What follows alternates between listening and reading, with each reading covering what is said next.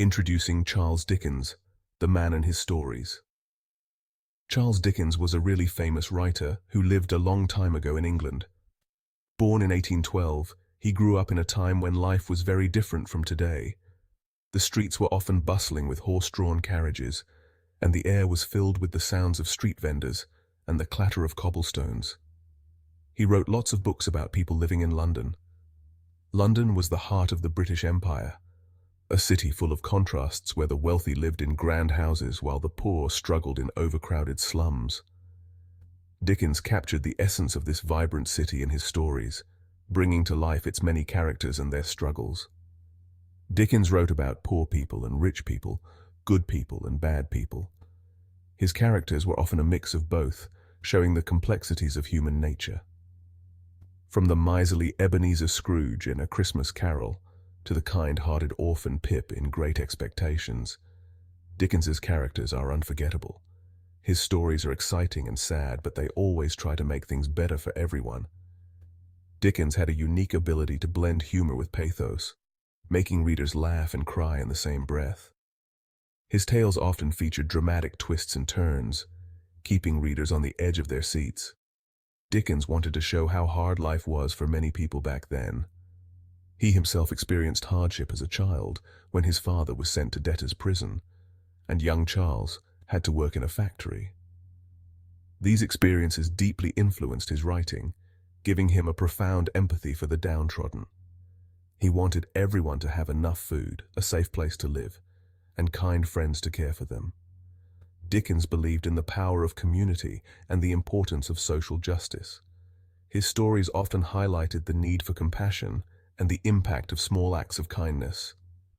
Dickens's stories are still popular today because they remind us to help each other and fight for what's right. His timeless themes of love, redemption, and social justice continue to resonate with readers around the world. Through his vivid storytelling, Dickens encourages us to look beyond our own lives and consider the struggles and triumphs of others, inspiring us to create a better, more just world for everyone.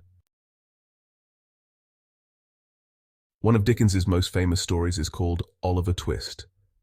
It's about a young orphan boy named Oliver who has a very hard life.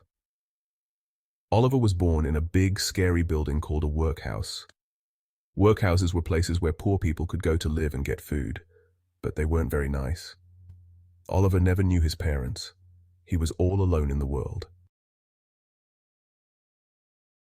Life in the workhouse was miserable. Oliver and the other children were always hungry. They got very little food, and it tasted awful. The adults who ran the workhouse were mean and treated the children badly. One day, Oliver got in big trouble. He was so hungry that he asked for more food. The workhouse masters were furious.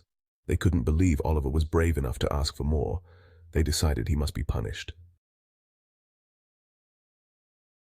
Oliver was punished severely for asking for more food. In the dimly lit workhouse, the air was thick with despair. The children, including Oliver, were always hungry, their stomachs growling in unison. One fateful evening, driven by sheer desperation, Oliver mustered the courage to ask for an extra portion of gruel. He was whipped and yelled at.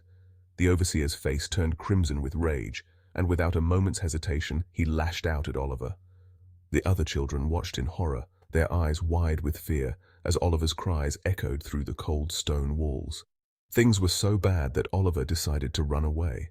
The relentless punishment and the bleak future that awaited him in the workhouse left him with no choice. One night, as the moon cast eerie shadows on the ground, Oliver made a life-changing decision. He packed his few belongings in a small handkerchief and snuck out of the workhouse in the dead of night. The silence of the night was broken only by the soft rustling of leaves and the distant hoot of an owl. With each step, Oliver's heart pounded louder, but he knew he had to keep moving. Oliver walked for many days, surviving on scraps of food he found along the way.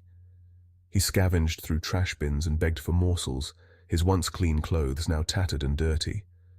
The journey was long and arduous, but Oliver's determination kept him going.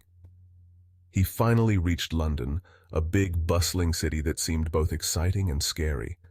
The towering buildings and the constant hustle and bustle of the streets were overwhelming.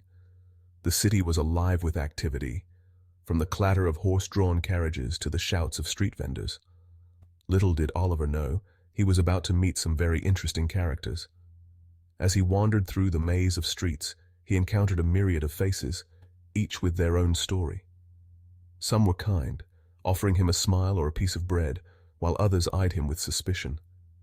Oliver's adventure in the City of Shadows was just beginning, and he had no idea what lay ahead.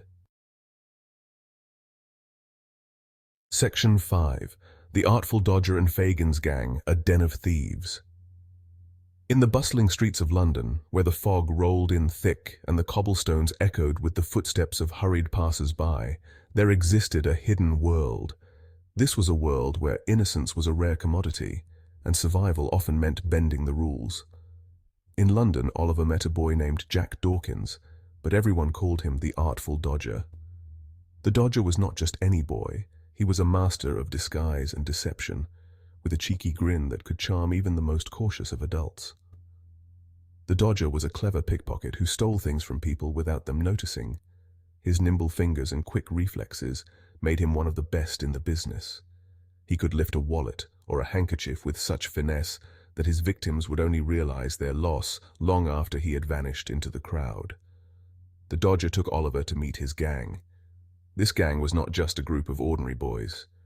They were a well-organized network of young thieves, each with their own unique skills and roles. They moved through the city like shadows, always on the lookout for their next target. They were led by a creepy old man named Fagin. Fagin was a sinister figure with a crafty demeanor and a calculating mind. He was the mastermind behind the operations, orchestrating the thefts and ensuring that the stolen goods were sold for profit. Fagin taught the boys how to steal things and bring them back to him. He had a twisted sense of mentorship, seeing the boys not as children but as tools to be used for his own gain. He would teach them the art of pickpocketing, showing them the tricks of the trade and how to avoid getting caught. Oliver was shocked. He didn't want to steal, but he was scared of Fagin and the other boys. The fear of punishment and the need for acceptance kept him in line, even as his conscience screamed against the wrongdoings. Oliver's heart ached with the realization that he was now part of a den of thieves, a world so different from the innocence he once knew. Section 6. Oliver's first pickpocket attempt. A disaster in the making. One day, Fagin forced Oliver to go out with the gang. They were going to steal a handkerchief from a kind old gentleman. Oliver didn't want to do it, but he had no choice. As the Dodger distracted the gentleman, Oliver reached out to grab the handkerchief, but the gentleman saw Oliver and was shocked. Oliver was a terrible thief and was caught red-handed. Section 7. Kindness found Mr. Brownlow and a glimmer of hope. The gentleman, whose name was Mr. Brownlow, could see that Oliver was just a scared, innocent boy. He didn't turn him in to the police. Instead, Mr. Brownlow took Oliver home with him. For the first time in his life, Oliver experienced kindness and care. Mr. Brownlow was gentle and treated Oliver like his own son. Oliver was so happy, but his time with Mr. Brownlow wouldn't last. Section 8. Back to the Shadows. Nancy and the cruel Bill Sikes. Fagin was furious that Oliver had escaped. He sent his girlfriend, Nancy, and a scary man named Bill Sikes to find Oliver and bring him back. Nancy found Oliver and tricked him into coming back to Fagin. Oliver was heartbroken to be back in the clutches of the gang. Bill Sikes was a brutal thief who treated everyone terribly, especially Nancy. Oliver was terrified of him. Section 9. Unraveling the Truth. Secrets and Discoveries. As Oliver tried to survive back in the criminal world, some surprising secrets started to unravel. It turned out that Oliver wasn't just a random orphan. He had a history and people who had been searching for him. Meanwhile, Nancy, who had a kind heart deep down, felt sorry for Oliver. She knew Fagin and Bill were bad news. She decided to help Oliver and reveal the truth about his past, even if it meant risking her own life. Section 10. Justice and Redemption. The End of the Line. Nancy's bravery led to a dramatic showdown with Bill Sikes. Bill was a dangerous man, and he did something terrible. In the end, justice was served, but not without a cost. Fagin's gang was caught, and he faced the consequences of his wicked ways. The truth about Oliver's family was revealed, and he finally learned about his true identity. Section 11. Oliver's happy ending, finding family and love.